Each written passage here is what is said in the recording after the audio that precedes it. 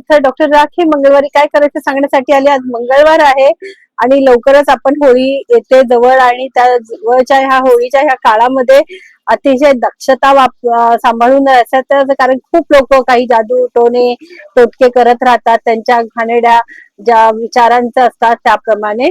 परंतु आपण रोजचाच आपण काही ना काही उपाय करतो म्हणून आपण एक सुरक्षित कवचामध्ये असतो.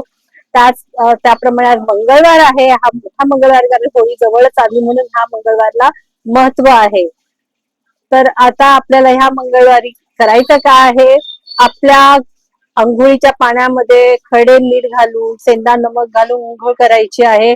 घरामध्ये पूर्ण लादी मिठाच्या पाण्याने साफ करायची आहे. आपला उंबरठा, आपला दाराच्या बाहेरचा आणि दाराची चौकट ती सगळी मिठाच्या पाण्याने क्लीन करायची आहे. त्याच्यानंतर साध्या पाण्याने स्वच्छ करायची आहे.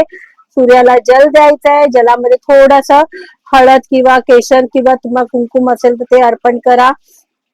त्याचप्रमाणे आज गणेशजींना सिंदूर लाल चढा हो गजमुख म्हणून आज सिंदूर आणि तुपाचा स्नान घालायचे आहे.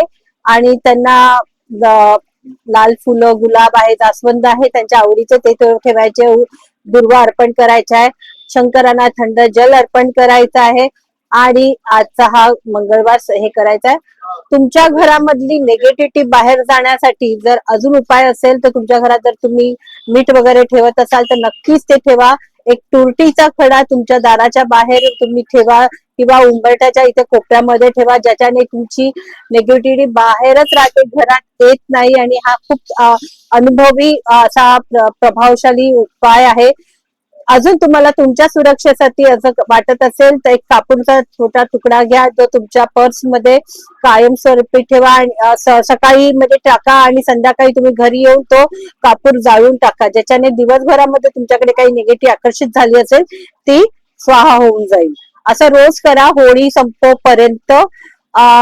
असं म्हणतात की पांढरी कोणी काही खायला दिलं तर खाऊ नये मिठाई वगैरे, ते पण सत्य आहे, कारण कुणाचं काय विचार असतात, काय उद्देश असतो आपल्याला माहिती नसतो.